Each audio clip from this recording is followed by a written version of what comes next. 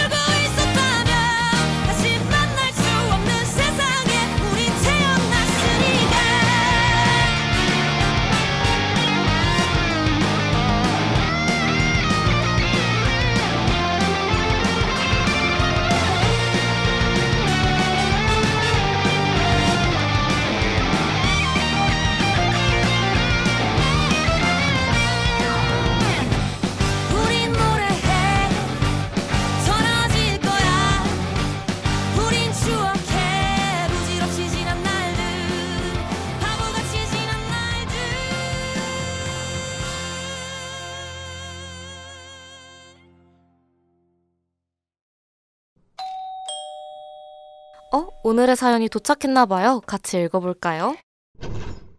오늘의 첫 번째 사연은 K님이 보내주셨습니다. 안녕하세요, 은디 현디. 저는 20살 대학교 새내기입니다. 이번에 방학을 맞아 처음으로 아르바이트를 하기 시작했어요. 고등학생 때 가족들이랑 자주 가던 고깃집에서 사람을 뽑는다길래 바로 지원해서 열정을 어필하고 합격했죠. 알바가 끝나고 나면 몸은 너무 고단하지만 성인이 돼서 직접 돈을 번다는 뿌듯함에 마음만은 가볍습니다. 그런데 일을 하면서 문득문득 한 고민이 떠오를 때가 있는데요. 바로 지금 제가 하는 일이 저의 성향과 맞지 않는 것 같다는 고민이에요. 저는 친한 친구들과 있을 때에도 차분하고 과묵한 편인데 저와 함께 일하는 다른 직원분들은 저와 다르게 외향적이시더라고요. 그분들이 일하는 걸 보면 손님들과 웃으며 활기차게 대화도 잘하고 누가 시키지 않아도 눈치 빠르게 일을 척척 해내시고는 해요. 관계 맺는 일도 식당 일도 동시에 잘 해내고 계시는 것처럼 보입니다.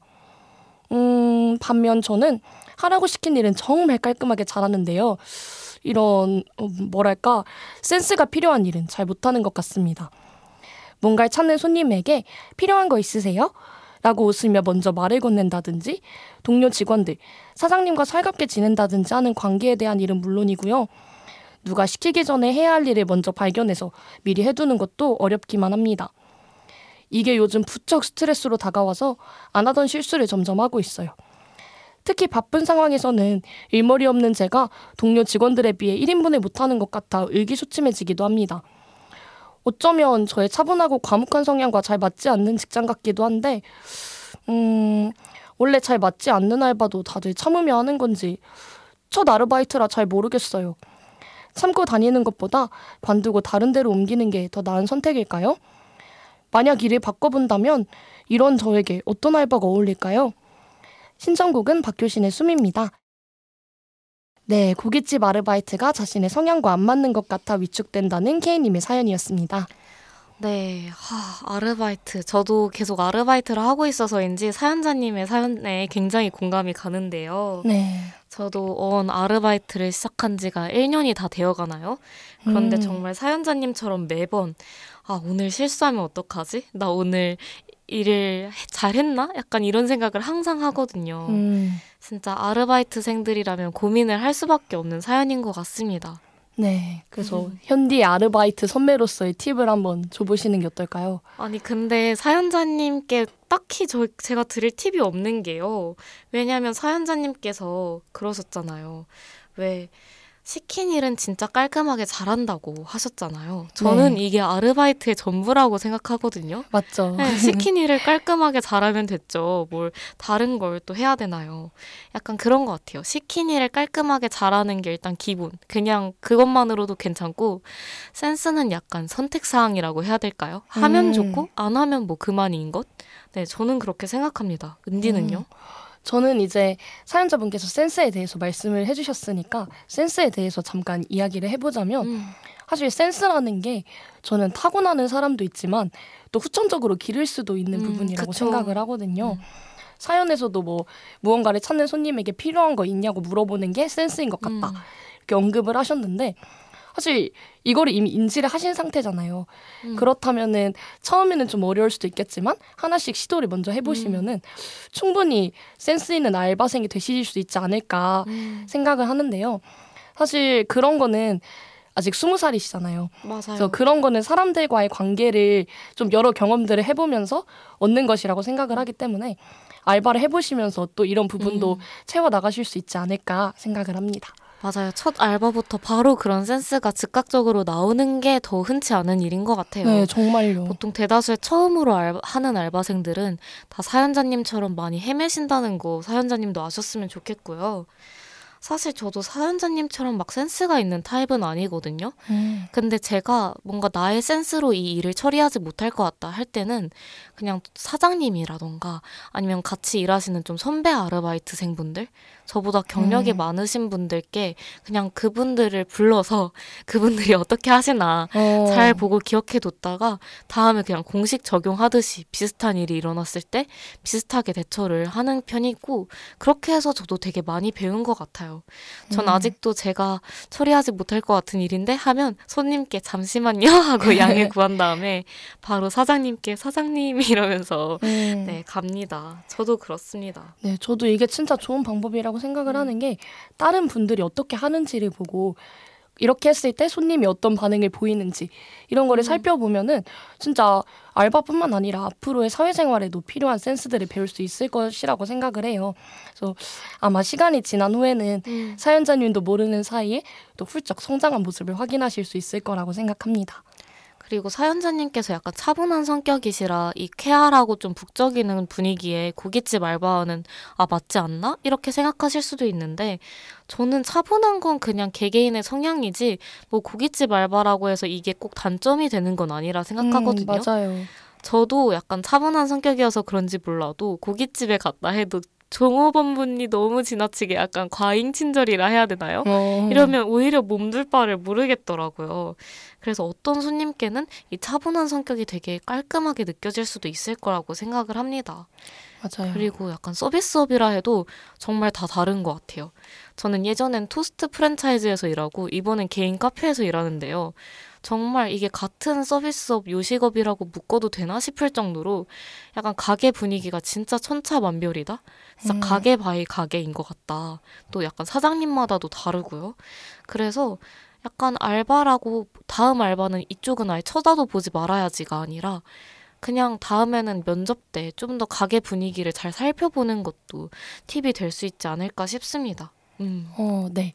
또 현디 얘기를 들으면서 생각이 난 건데 또 저희가 네. 이런 거에 관련된 이야기를 전에 했던 워크우먼 방송에서 맞아요. 이야기를 했었죠. 이번에 2번째 언급하고 있는 것 같은데요.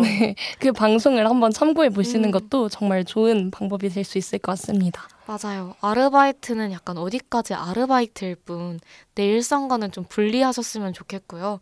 잘한 점이 있다면 아주 셀프 칭찬을 아주 가득가득 해주셨으면 좋겠고 약간 이건 좀 잘못했나 싶은 부분이 있다면 그냥 다음부터는 안 하면 되고 개선하면 될 부분이라고 생각하시면서 잘 털어내셨으면 좋겠습니다. 네, 그럼 저희는 K님의 신청곡 박효신의 숨 듣고 두 번째 사연으로 돌아오겠습니다.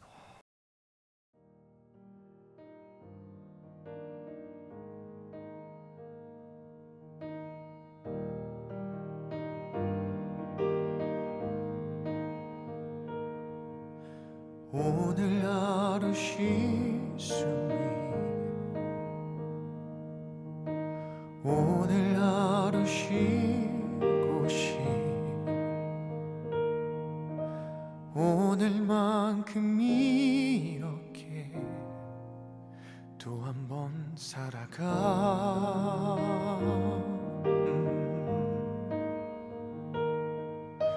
침대 밑에 놓아둔 지난 밤의 꿈꾸미 지친 마음을 덮으며 눈을 감는다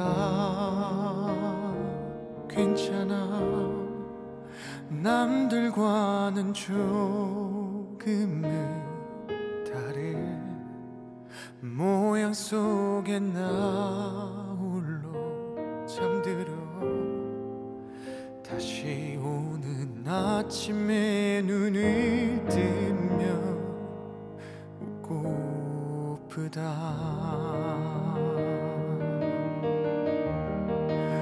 오늘 같은 밤 이대로 머물러도 될 꿈이라면 바랄 수 없는 걸 바라도 된다면 두렵지 않다면 너처럼 오늘 같은 날 마른 줄 알았던 오래된 눈물이 흐르며 잠들지 않는 내 작은 가슴이 숨을 쉰다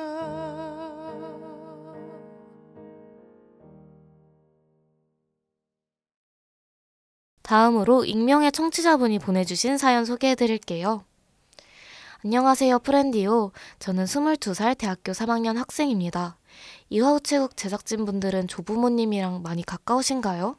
저는 어렸을 때부터 할머니랑 많이 친하지도 않았고 왕래가 잦은 편도 아니었어요. 그런데 몇 달 전에 할머니가 돌아가시고 나서부터 부쩍 할머니와 관해 자주 생각하게 됩니다. 할머니와 가까운 사이도 아니었는데 장례를 마치고 일상에 돌아온 후부터 제 하루가 조금씩 삐그덕거리고 있어요.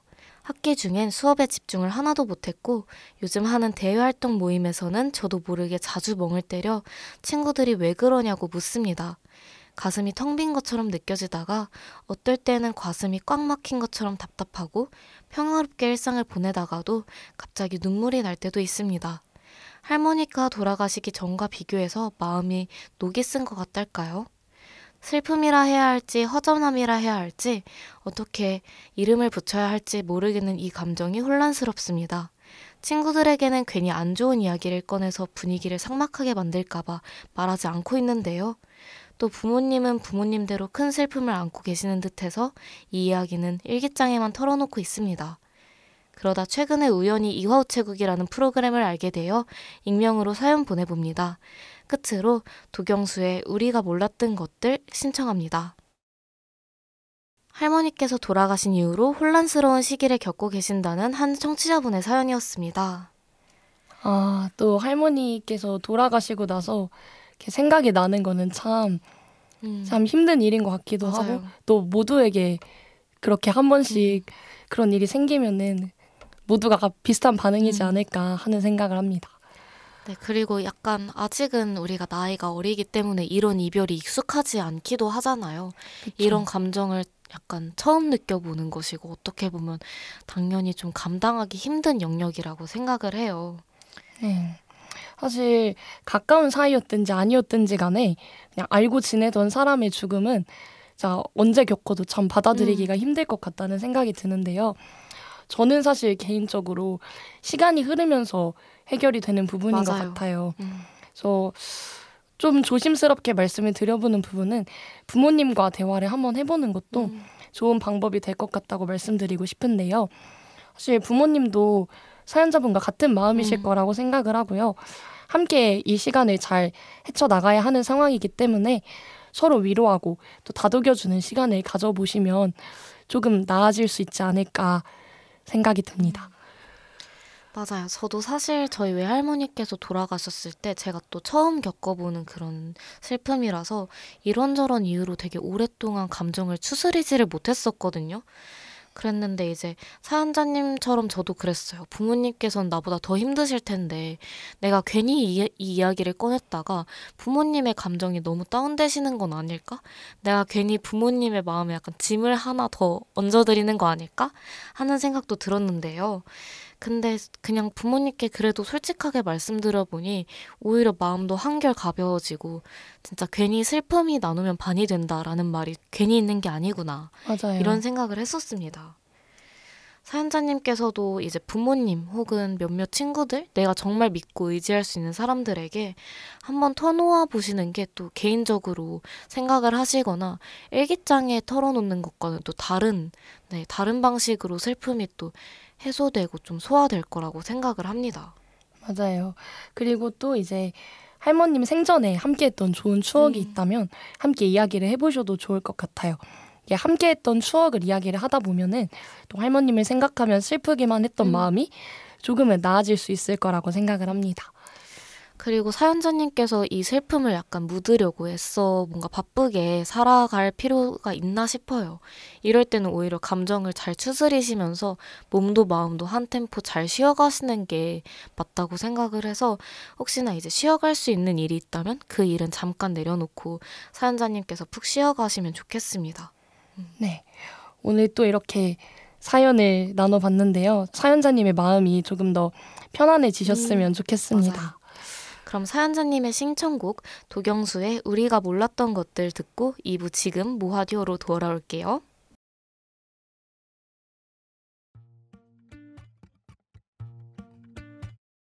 내게는 의미조차 없었던 길가의 작은 꽃들도 달라진 건 없지만 왠지 예뻐 보이는 맘 언젠가부터 내 곁에 모든 게 설렘 속에 소중하게 느껴가고 저마다의 의미를 찾아가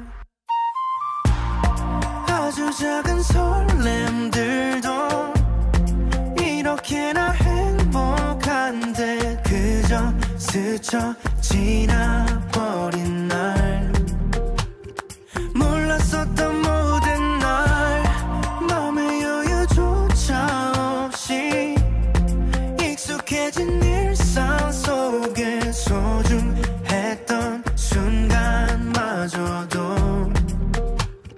그때 미처 몰랐어 어느새 하나 둘씩 천천히 깨달아가는 내 매일이 어색해도 행복해 새로운 날 마주해 이젠 별의미 없던 세상에 모든 게 내 삶 속에 특별하게 변해 가고 존재하는 이유를 알아가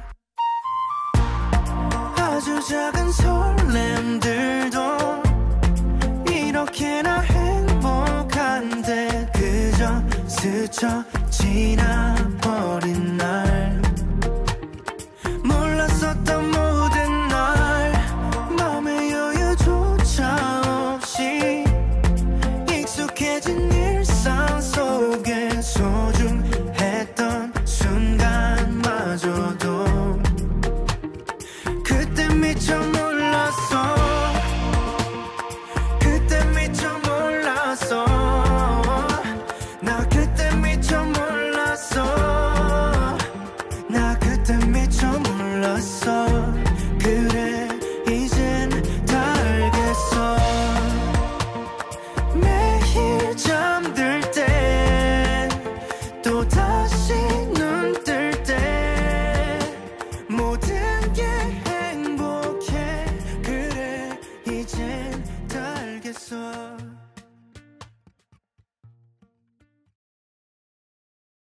네, 그러면 오늘 1부 도경수 우리가 몰랐던 것들 듣고 2부로 돌아왔습니다.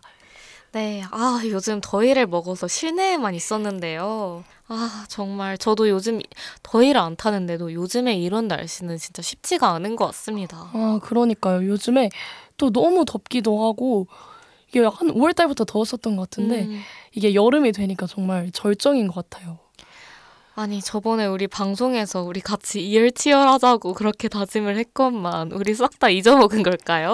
그치만 또 시원함이 필요할 때는 찾는 맞아요. 게 좋지 않나 생각이 드는데요. 다시 돌이켜보니까 더위를 더위로 이겨내는 게 과연 나에게 맞는 방법일까 이런 생각도 들고요. 네, 그럼 오늘은 조금 시원한 데를 찾아볼까요? 네, 좋습니다. 오늘은 여름에 시원한 곳은 또 실내뿐이라는 생각은 버려라. 네, 그건 다 편견이다라는 생각으로 준비해본 두 장소가 있죠. 바로 난지천 공원과 나무가 우거진 와우산 공원입니다. 와, 먼저 난지천 공원부터 한번 소개를 해볼까요? 좋습니다. 난지천 공원은 마포구 상암동에 위치해 있는데요. 저번에 난지 한강공원, 난지 캠핑장 소개해드렸던 거 기억하시나요? 이번에는 난지천 공원인데요. 다릅니다. 난지천 공원은 아무래도 하천을 품고 있다 보니 무더운 여름에 더욱 어울리는 장소라고 할 수 있죠. 네, 저희가 앞서 소개해드렸던 난지 한강공원과 난지 캠핑장은 한강과 맞닿아 있다면 난지천 공원은 그보다 더 안쪽인 월드컵로 바로 앞에 있다고 합니다. 네, 난지천 공원은 이름 그대로 한강의 지류인 난지천에 따라 조성된 공원인데요. 난지천 공원이 위치한 난지도는 90년대까지 쓰레기 매립지로 운영됐지만 정화 작업을 통해 생태공원으로 재탄생됐다고 합니다. 네, 여기에 가시면 어린이들을 위한 숲 놀이터, 모래놀이장, 유아숲 체험장, 울창한 숲길, 잔디광장, 심지어는 오리 연못까지 있다고 하는데요. 거기다가 완만한 산책로에는 유채꽃이나 튤립같이 다채로운 꽃길도 조성이 되어 있다고 하니까 산책하러 가시면 정말 아름다운 풍경을 보실 수 있을 것 같습니다. 특히 난지천 공원에는 잔디 광장이 있죠. 그래서 와. 그늘막 텐트를 칠 수도 있고 캠핑 의자가 허용되는 공간이기에 어른들도 여유롭게 캠핑 감성 즐기실 수 있을 것 같습니다. 아, 너무 좋네요. 그럼 다음으로 와우산 공원도 한번 소개해볼까요? 네, 와우산 공원은 서울시 마포구 서강동 뒷산에 위치해 있는데요. 또 서교동까지 걸쳐 있다고 하네요. 홍익대학교 뒤쪽에 위치되어 있는데요. 홍익대 정문 앞 도로 이름이 바로 와우산로라고 합니다. 네, 이 와우산로. 처음에 저는 이 와우산로라는 이름이 들었을 때 조금 이름이 독특하다고 생각을 했었는데요. 그래서 유래를 찾아보니까 산 모양이 소가 누운 것처럼 생겼다고 한 데서 유래가 됐다고 해요. 네. 그래서 누울 와자에 소 우자를 써서 와우산이라고 하고요. 또 몰미산이라고도 불린다고 합니다. 네, 약수터와 공원이 있는 크지 않은 야트막한 높이가 101m 정도의 낮은 산이라고 하는데요.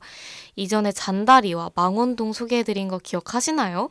네, 또 잔다리가 저희가 페스티벌 소개할 때 말씀드린 이름이었잖아요.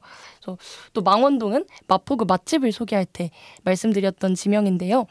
여기서 마포구 서교동 와우산길에서 마포구 성산동의 망원동길에 이르는 도로가 바로 잔다리길이라고 합니다. 네, 와우 근린공원 산책길도 있는데요. 2020년 마포구 걷고 싶은 길 10선에 선정된 길이라고 합니다.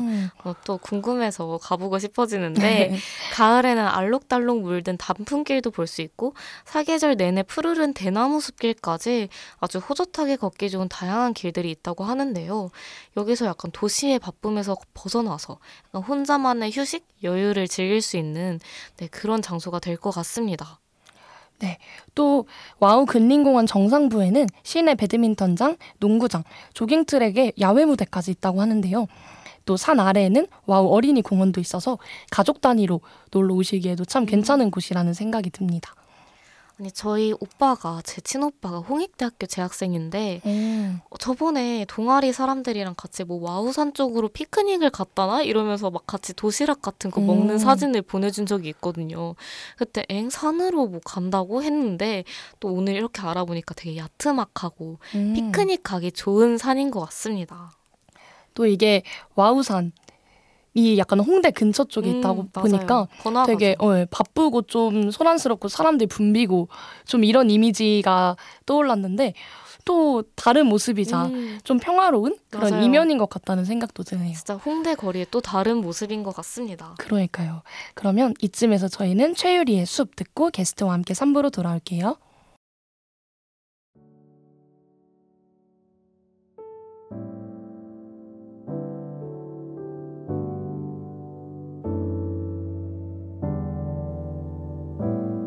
난 저기 숲이 돼볼게.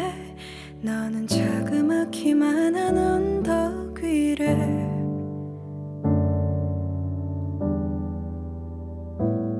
오르며 날 바라볼래. 나의 작은 마음 한 구석이어도 돼.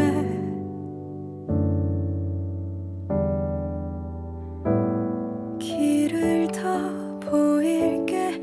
나를 베어도 돼. 날 지나치지 마.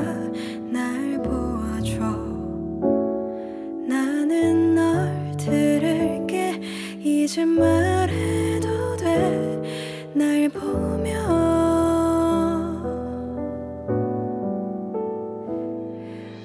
숲이 아닌 바다이던가.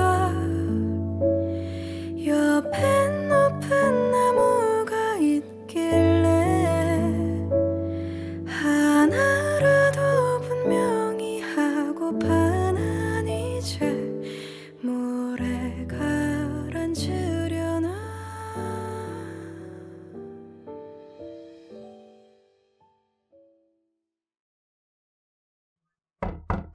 똑똑, 혹시 여기 이화 우체국 맞나요? 속보 붙이러 왔습니다. 안녕하세요. 이화우체국에 오신 걸 환영합니다. 인사 부탁드릴게요.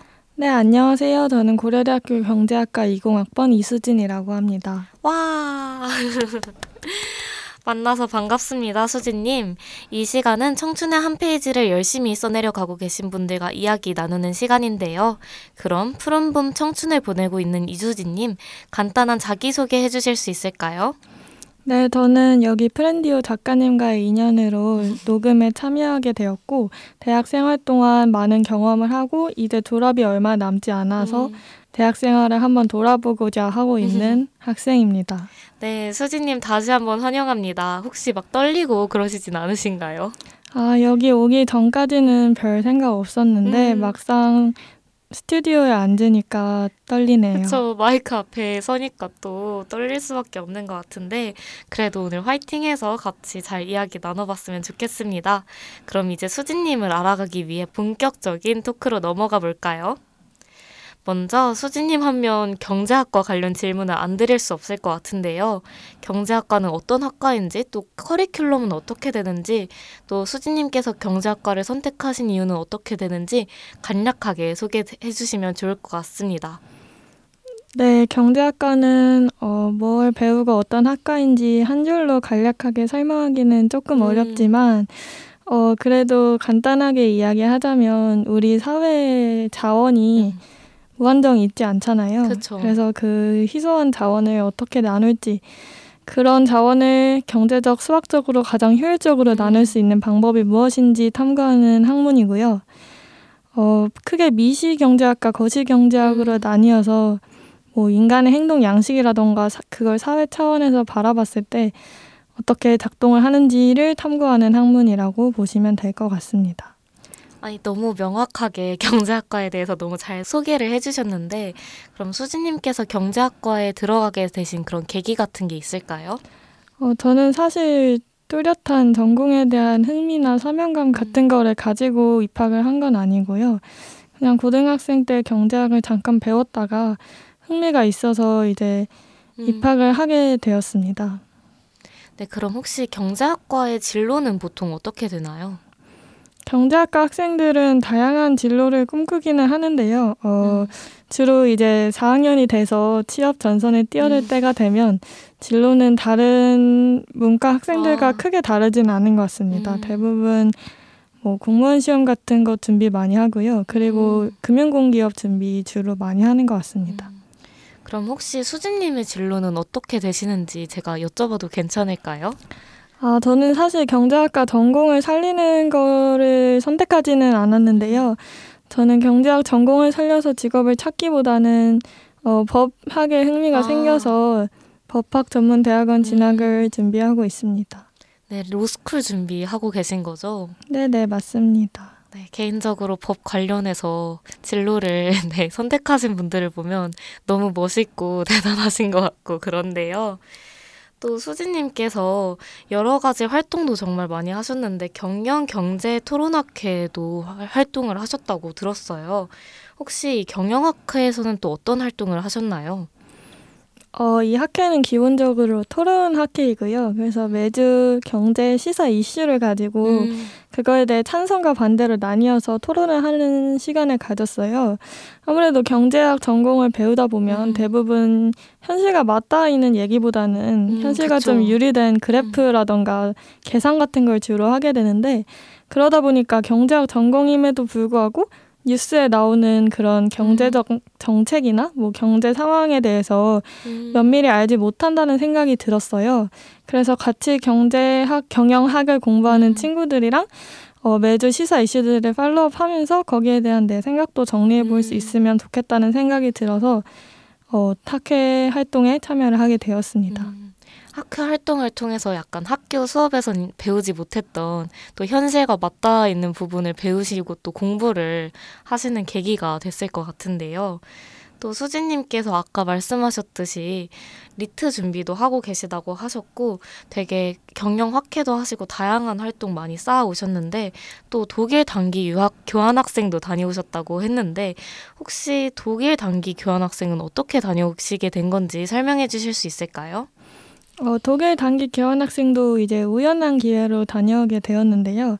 우리 학교에서 방학마다 협정을 맺은 대학교에 2주에서 한 달 정도로 단기로 교환학생을 보내주는 프로그램이 있어요. 원래는 좀 따뜻한 남쪽 나라에 가고 싶었는데 이제 그때 당시에 열린 학교 중에 따뜻한 나라가 없어서 고민하다가 제가 그 당시에 학교에서 이제 독일 시를 배우고 있었어요. 독일의 라이너 마리아 릴케라는 시인이 있는데 그 시인에 대한 수업을 들으면서 독일에 관심이 생겼고 그래서 독일 단기 교환학생을 지원을 해서 약 3주간 다녀오게 되었습니다.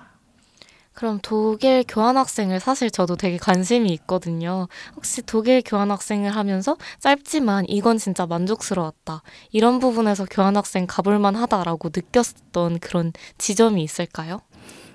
일단 저는 여행을 제외하고 타국에 그렇게 2주 이상 지내봤던 경험이 처음이어서 아무래도 좀- 다들 네 그렇죠. 네네 좀 걱정되기도 하고 또 유럽 중에서도 선진국으로 꼽히는 독일이잖아요. 그래서 맞아요. 그중에 독일의 수도인 베를린에 있었는데 그래서 그런 도시는 뭐 어떤 느낌일까? 거기 사람들은 어떤 표정을 지으면서 살까? 이런 게 되게 궁금했는데 막상 가서 느낀 거는 사람 사는 게 다 되게 비슷하고 도시의 형태도 되게 비슷하고 사람들이 하고 있는 고민이라던가 뭐 일상적인 행동들, 가게들 이런 것들이 다 되게 비슷해서 뭔가 해외 생활에 대한 막연한 두려움이랄까요?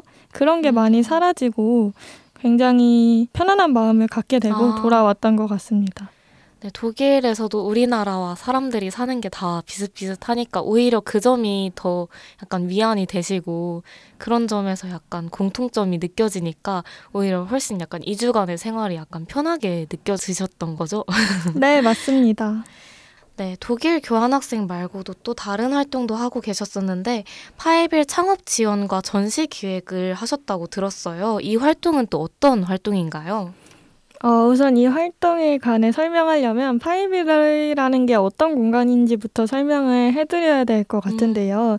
파이빌은 이제 고려대 캠퍼스 안에 있는 창업을 지원하는 센터랄까요? 그런 스튜디오라고 보시면 될 것 같아요. 그래서 네. 빨간색 컨테이너 건물로 만들어져 있는데 그 각각의 컨테이너 안에 학생들의 창업팀이 입주해 있어요. 그래서 저는 그 창업지원센터 사무실 직원분들과 함께 컨테이너에 입주할 학생들을 뽑고 그 학생들이 창업 활동을 원활히 할 수 있도록 지원을 하는 역할을 했습니다. 그리고 그뿐만 아니라 거기 컨테이너 중에 학생들이 다 같이 사용할 수 있는 컨테이너가 있어서 거기서 이제 학기에 한 번씩 전시를 기획하고 학생들이 즐길 수 있는 다양한 행사를 기획하는 그런 활동을 했었습니다. 제가 사실 수진님께서 오시기 전에 파이빌이라는 활동을 하셨다고 하길래 너무 궁금해서 찾아봤거든요. 그래서 약간 그 빨간 컨테이너 사진도 봤는데 여기서 대체 뭘 하는 거지 궁금하기도 했는데 또 거기서 학생분들이 실제로 입주하셔서 또 활동을 하신다고 되게 신기합니다. 혹시 파이빌에서 기획하는 전시는 또 어떤 전시인가요? 파이빌 활동의 가장 큰 장점이 뭐냐면 학생들이 주도를 해서 많은 행사를 기획할 수 있다는 점이에요. 그래서 한 기수가 뽑히면 그 기수 내에서 학생들이 토의를 통해서 그 1년 동안의 주제를 정해요. 그래서 저희 같은 경우에는 공란, 그러니까 빈칸이 주제였습니다. 그래서 학생들이 각자의 공란을 채워간다는 주제 아래에서 다양한 행사를 진행을 해서 그 전시회도 이제 나 안에 빈칸을 채운다는 느낌, 나의 내면을 돌아본다는 느낌으로 전시를 기획을 했었습니다. 그렇다면 그 파이빌 활동을 통해서 그렇게 전시도 기획하시면서 혹시 얻은 것이나 이 활동을 하면서 이런 점이 스스로 발전했다 이렇게 느끼신 점이 있을까요? 우선 제가 전시 기획을 미래의 진로로 삼으려는 원대한 계획이 있었는데 이 활동을 직접 해보면서 이 길은 내 길이 아니다라는 아주 값진 수확을 얻을 수 있었고요. 그거 말고도 이제 다양한 창업팀 사람들을 만난 게 또 하나의 값진 수확이었던 것 같습니다.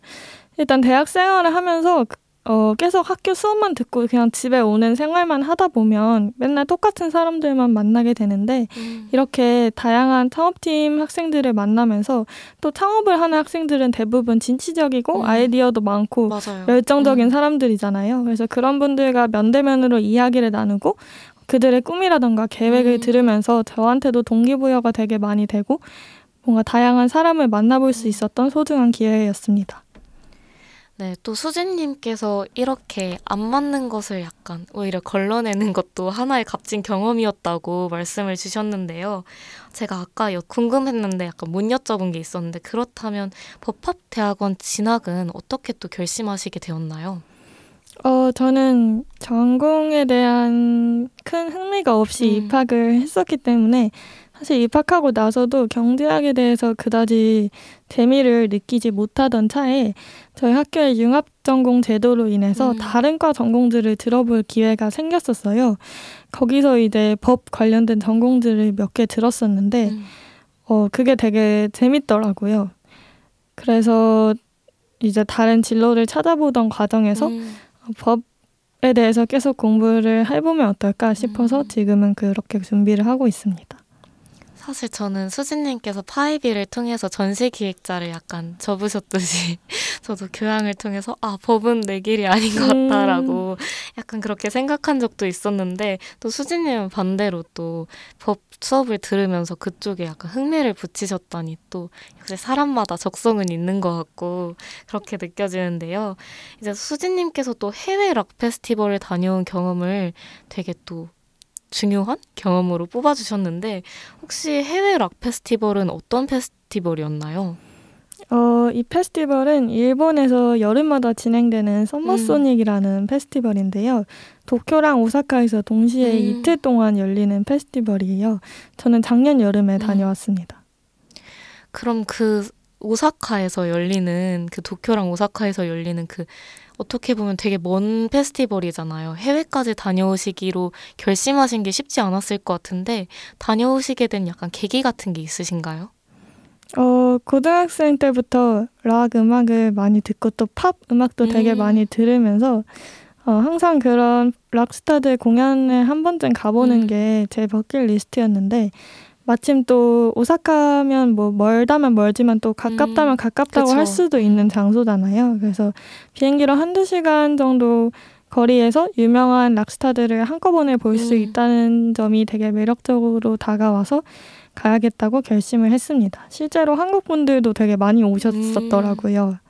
그럼 혹시 국내 락 페스티벌도 많이 경험을 해보시고 해외까지 가시게 된 건지 아니면 아니다, 나는 처음부터 큰 곳을 가야겠다 하시고 오사카로 가신 건지 그것도 되게 궁금해요.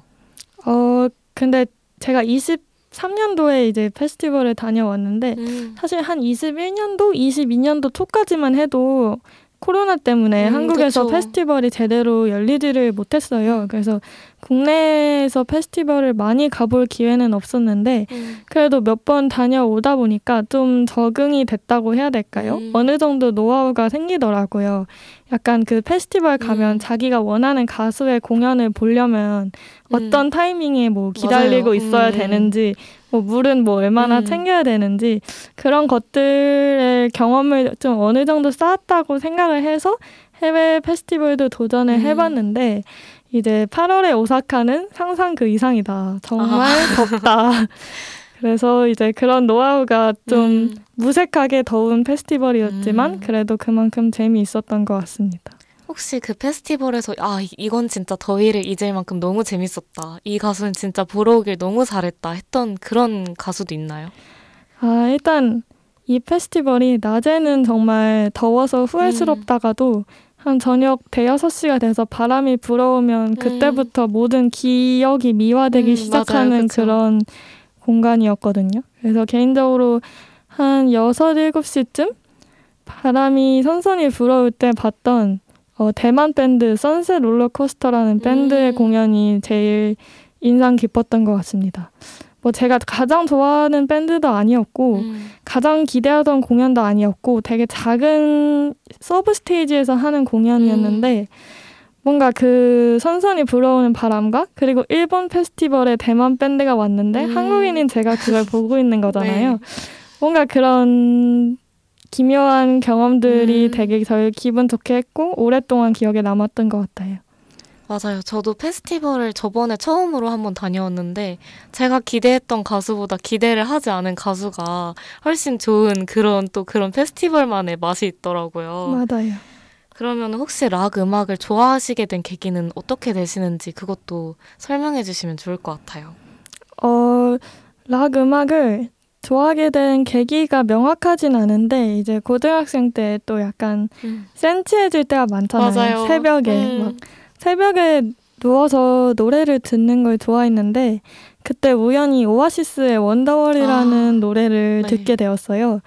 근데 좀 약간 충격이었죠. 너무 좋아서. 그래서 그렇게 오아시스를 알게 되고 그 오아시스 노래를 들으면서 자연스럽게 영국 밴드들에 관심이 생기게 되면서 그렇게 락 음악을 듣기 시작했던 것 같습니다. 그러면 콘서트와 다르게 페스티벌만의 약간 매력이 있다면 무엇이라고 생각하시나요? 아까 말씀해 주셨듯이 페스티벌의 최대 매력은 내가 잘 모르던 가수의 공연도 들으면서 그 가수에 대해서 알아갈 수 있다는 점이 좋은 것 같아요. 저 같은 경우에도 일본 페스티벌이었으니까 당연히 제가 잘 모르는 일본 가수들도 무대에 많이 서주셨는데요. 그러다 보니까 다른 가수 기다리다가 듣게 된 밴드가 인상 깊어서 맞아요. 지금까지도 플레이리스트에 있기도 하고 그런 우연의 경험들이 페스티벌과 콘서트의 다른 점이지 않을까 생각합니다. 네, 또 그런 우연의 맛으로 또 페스티벌을 자꾸 찾게 되고 저도 저번에 페스티벌 다녀오고 나서 플레이리스트가 완전히 뒤바뀌었거든요. 그렇죠, 네, 그렇죠. 또 그런 재미가 있는 것 같습니다. 네, 그럼 이제 수진님께 이제 점점 보내드릴 시간이 다가왔는데요. 수진님께 자신에게 소중한 물건을 하나 가져와 달라고 부탁을 드렸었어요. 혹시 어떤 물건을 가져오셨나요? 저는 저한테 소중한 물건에 대해서 고민을 하다가 역시 하나를 꼽자면 내가 중학생 때부터 써왔던 일기장이지 않을까라고 생각해서 그 일기장을 가져왔습니다. 네, 사실 저는 일기를 잘 못 쓰는 버릇이 있는데 또 중학생 때부터 써오셨던 일기장이라고 하니까 또 수진님의 약간 부지런함이 보이는 것 같은데요. 혹시 그 일기장은 수진님께 어떤 의미가 담겨 있는 물건인가요? 사실 저도 일기를 매일 쓰지는 않는데요.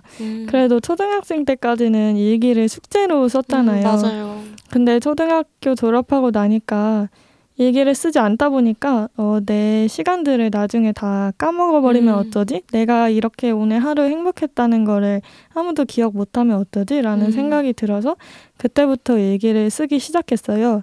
그래서 지금 중학생 때 쓴 일기를 보거나 아니면 한두 달 전에 썼던 일기를 돌아보면 내가 이때 이런 일들로 그렇게 일희일비하고 신경 쓰고 고민을 했는데 맞아요. 나중에 와서 보니까 진짜 아무것도 아니었구나. 아니면은 이걸 통해서 난 좀 잃은 것도 있지만 그만큼 성장했구나라는 거를 알 수 있어서 그래서 일기장을 펴면 보통 일기장을 펼 때 약간 고민이 있거나 할 때 일기장을 펴게 되는데 그렇게 펴서 자연스럽게 전에 썼던 것들을 읽다 보면 지금 내가 하고 있는 고민도 한 2달 후에 다시 일기장을 쓰려고 꺼내보면 그냥 그렇게 지나가는 일들 중 하나일 수도 있겠구나 싶어서 마음이 편해지는 것 같아요.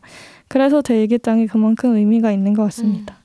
맞아요. 저도 일기는 잘 쓰지 않는데 제가 고3 때 약간 분노에 가득 차서 메모장에 막 휘갈겨 쓴 막 그런 흔적들을 볼 때 다시 보면은 생각보다 별로 화가 나지 않고 재밌네? 그쵸. 이런 생각도 들고 지금의 고민도 이렇게 지나가겠구나 하는 생각이 들더라고요.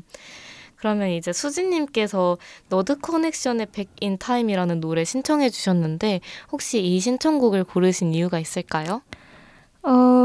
여기 2부 곡이 최유리의 숲이더라고요. 아, 맞아요. 이 프렌디오의 분위기와 굉장히 잘 어울리는 인디 밴드를 선곡하면 어떨까 해서 너드 커넥션의 Back in Time을 선곡했습니다. 제가 아주 요즘 꽂힌 노래고 오늘도 듣고 왔습니다. 아니, 저희 프렌디오의 분위기를 또 신경 써서 선곡해주신 게스트는 또 수진님이 처음인데요. 일단 너무 감사하고 또 저도 너드 커넥션 너무 좋아하는 밴드라 같이 들으면 참 좋을 것 같습니다. 그러면 저희는 수진님이 신청해주신 Back in Time 듣고 올 텐데요. 수진님 혹시 마지막으로 이화우체구에 나와주신 소감이나 이런 거 말씀해주시면 감사하겠습니다. 이화우체국 프렌디오를 목소리로만 들을 때에는 알지 못했던 대면으로 대화를 나눴을 때의 즐거움이랄까요? 일단 DJ님이 목소리와 어울리게 아주 깨끗하고 그런 인상을 가지고 계셔서 대화하는 게 너무 즐거웠습니다. 저도 감사합니다. 네, 그러면 저희는 수진님께서 신청해주신 신청곡 듣고 다시 돌아오겠습니다. 네, 수진님 오늘 이화 우체국에 방문해주셔서 감사합니다. 안녕히 가세요. 감사합니다. Back in the time when we used to be fine, I saw you shine underneath the streetlight. If I can turn back the hands of time that we've been through, can I see you smile like you used to before?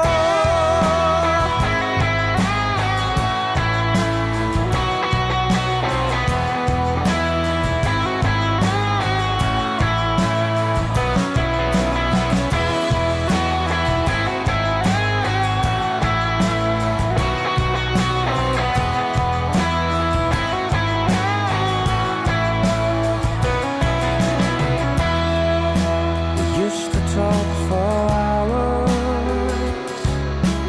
laughing over the stupid jokes we made. You used to give me flowers and sing you the serenade. Was it just another page of one of the many love stories you had? Then I wish to turn a few chapters back and tell you how much we loved. Back in the time when we used to be fine, I saw you shine underneath the streetlight. If I can turn back the hands of time that we've been through, can I see you smile like you used to before?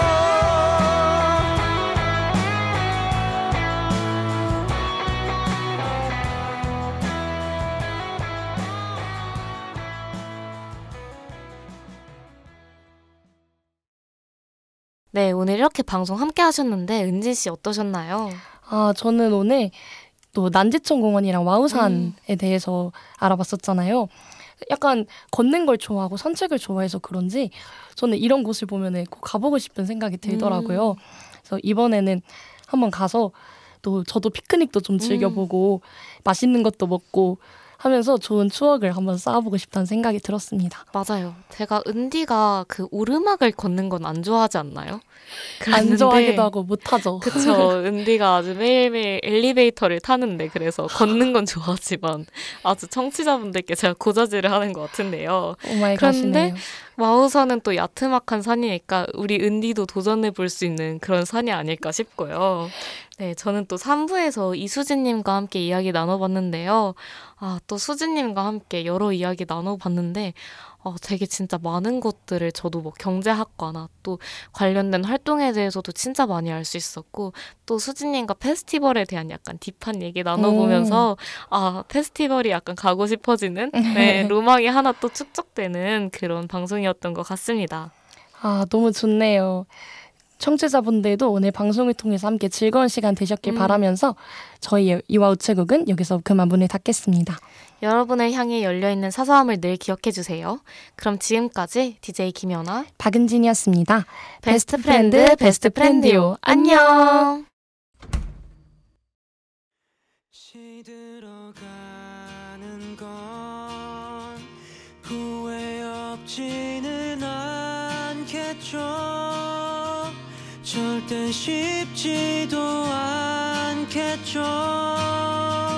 그래도 아름다워.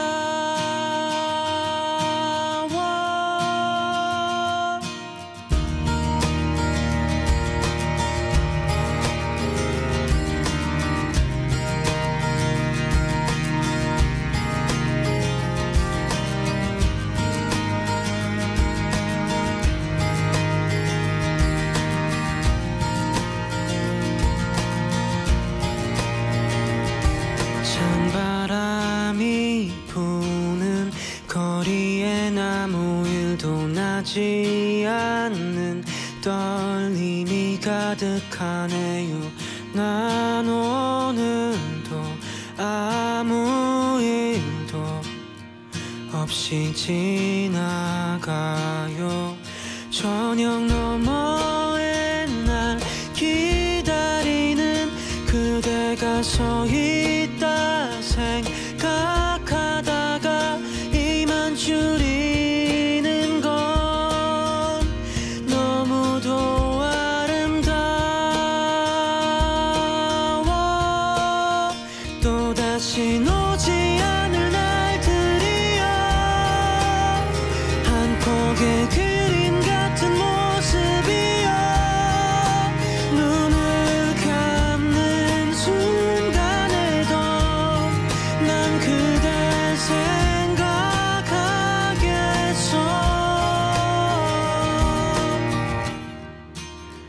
끝없이 떨어지고 있는 듯한 기분은 나도 알 수 없는 일이고 말이 없는 고독이 또 찾아오는 날일 때 저녁 너머에 날 기다리는 그대가 서 있다 생각하다가 한숨을 쉬는 건 그래도